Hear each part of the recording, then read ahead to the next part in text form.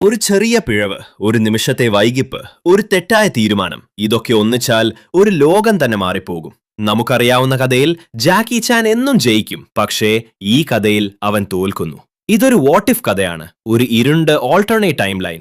ഷെൻഡു ജയിച്ച ലോകം. ജാക്കി ചാൻ season 1 ഷെൻഡു in the 12 മാന്ത്രിക കല്ലുകൾ. നമ്മൾ കൊച്ചു ടിവിയിൽ കണ്ട ജാക്കി ചാൻ സാഹസിക പരമ്പര വിജയിക്കുകയാണ്. എന്നാൽ അതിനൊരു മാറ്റം, 12 കല്ലുകൾ സ്വന്തമാക്കി ഷെൻഡു അതിൽ വിജയിച്ചു കഴിഞ്ഞാൽ എന്തായിരിക്കും സംഭവിക്കുക? ഈ വീഡിയോ ഇഷ്ടപ്പെട്ടാൽ തീർച്ചയായും സബ്സ്ക്രൈബ് ചെയ്യാൻ മറക്കരുത്.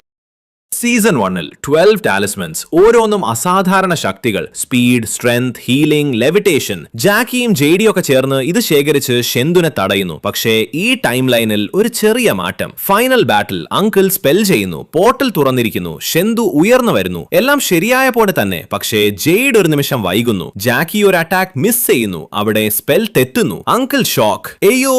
അവിടെ നിന്നാണ് ചരിത്രം തന്നെ മാറുന്നത്. ഷെൻഡു പൂർണ്ണമായി തിരിച്ചെത്തുന്നു.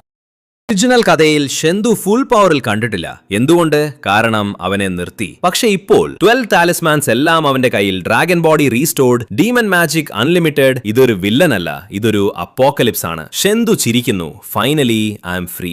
സെക്ഷൻ 13 ഒരു മിനിറ്റിനുള്ളിൽ ഡിസ്ട്രോയിഡ്. ജാക്കി ഫൈറ്റ് ചെയ്യുന്നു, പക്ഷേ അവൻ പവർലെസ് ആണ്.